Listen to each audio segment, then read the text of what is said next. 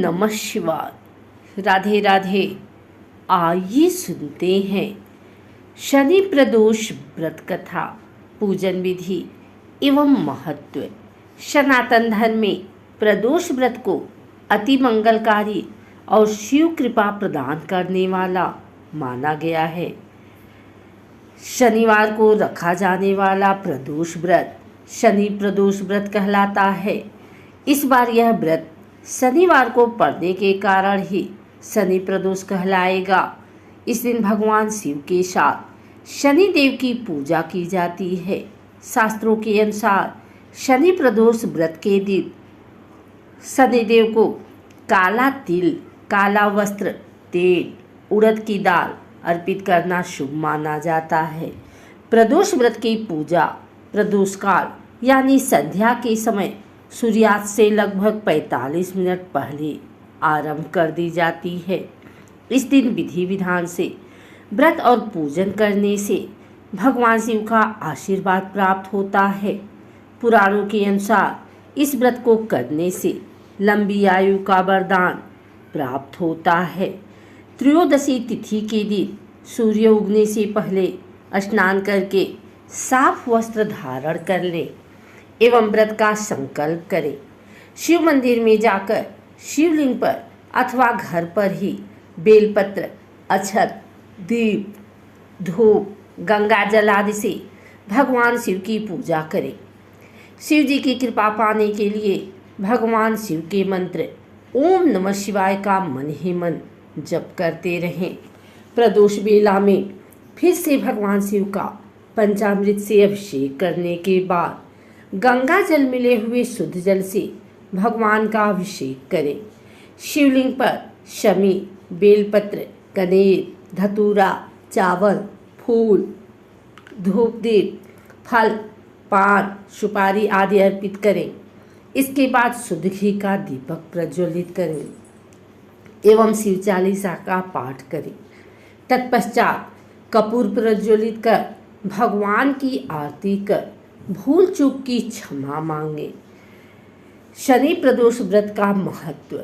शास्त्रों में शिव जी को शनि देव का आराध्य माना गया है, इसलिए शनि प्रदोष शिव जी की पूजा करने से आपकी समस्त मनोकामनाएं पूर्ण होती हैं और शनि के अशुभ प्रभावों से भी राहत मिलती है। मान्यता यह भी है कि इस व्रत के प्रभाव से संतान संबंधी परेशानियां भी दूर होती हैं। पुराणों के अनुसार प्रदोष के समय भगवान शिव कैलाश पर्वत पर नृत्य करते हैं। इसी वजह से लोग शिव जी को प्रसन्न करने के लिए इस दिन प्रदोष व्रत रखते हैं। आइए सुनते हैं शनि प्रदोष व्रत कथा। प्राचीन समय की बात है। एक नगर में सेठ धन दौलत और वैभव से संपन्न था। वह अत्यंत दयालु था। उसके यहाँ से कभी भी कोई भी खाली हाथ नहीं लौटता था। वह सभी को जी भरकर दान दक्षिणा देता था। लेकिन दूसरों को सुखी देखने वाले सेठ और उसकी पत्नी स्वयं काफी दुखी थे, क्योंकि उनकी कोई संतान नहीं थी। एक दिन उन्होंने तीर्थ यात्रा पर जाने का निश्चय किया और अपने कामकाज सेवकों को सौंपकर चल पड़े। अभी वे नगर के बाहर ही निकले थे कि उन्हें एक विशाल वृक्ष के नीचे समाधि लगाए एक तेजस्वी साधु दिखाई पड़े। दोनों ने सोचा कि साधु महाराज से आशीर्वाद लेकर आगे की यात्रा शुरू की जाए। पति पत्नी दोनों समाधि लीन साधु के सामने हाथ जोड़कर बैठ गए और उनकी समाधि टूटने की प्रतीक्षा करने लगे। सुबह से शाम और फिर रात हो गई, लेकिन साधु की समाधि नहीं टूटी। मगर सेठ पति पत्नी धैर्यपूर्वक हाथ जोड़े पूर्वतः बैठे रहे। अंततः अगले दिन प्रातःकाल साधु समाधि से उठे। सेठ पति पत्नी को देख वह मंद मंद मुस्कुराए और आशीर्वाद स्वरूप हाथ उठाकर बोले, मैं तुम्हारे अंतर्मन की कथा भाप गया हूँ वत्स। मैं तुम्हारे धैर्य से और भक्ति भाव से अत्यंत प्रसन्न हूँ। साधु ने संतान प्राप्ति के लिए उन्हें शनि प्रदोष व्रत की विधि समझाई और शंकर भगवान की निम्न वंदना बताई। हे रुद्रदेव शिव नमस्कार, शिव शंकर जगत गुरु नमस्कार, हे नीलकंठ सूर नमस्कार, शशि मौली चंद्र सुख नमस्कार, हे उमाकांत सुधी नमस्कार, उग्रत्व रूप मन नमस्कार, ईशान ईश प्रभु नमस्कार, विशेश्वर प्रभु शिव नमस्कार। तीर्थ यात्रा के बाद दोनों वापस घर लौटे और नियम पूर्वक शनि प्रदोष व्रत करने लगे। व्रत के प्रभाव और शिव जी की कृपा से सेठ की पत्नी ने एक सुंदर पुत्र को जन्म दिया। एक और कथा के अनुसार प्राचीन समय में एक ब्राह्मणी रहती थी जो पति की मृत्यु के बाद अपना पालन पोषण भिक्षा मांगकर करती थी।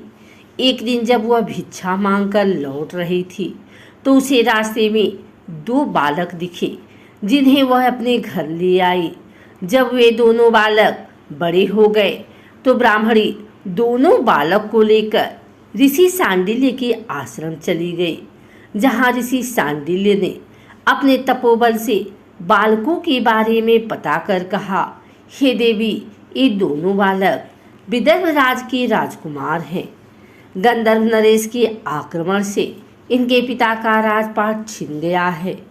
ब्राह्मणी और राजकुमारों ने विधि विधान से प्रदोष व्रत किया। फिर एक दिन बड़े राजकुमार की मुलाकात अंशुमति से हुई। दोनों एक दूसरे को चाहने लगे। तब अंशुमति के पिता ने राजकुमार की सहमति से दोनों की शादी कर दी। फिर दोनों राजकुमार ने गंधर्व पर हमला किया और उनकी जीत हुई।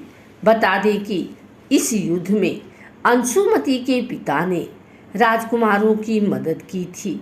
दोनों राजकुमारों को अपना सिंहासन वापस मिल गया और गरीब ब्राह्मणी को भी एक खास स्थान दिया गया, जिससे उनके सारे दुख खत्म हो गए।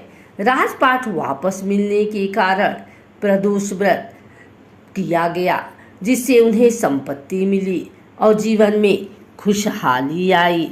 अगर आपको हमारी वीडियो अच्छी लगी हो तो इसे लाइक करें, कमेंट करें, शेयर करें। हमारे चैनल को सब्सक्राइब करके बेल नोटिफिकेशन ऑल पर सेट कर लें, ताकि आगे आने वाली वीडियो सबसे पहले आप तक पहुंच सके। धन्यवाद।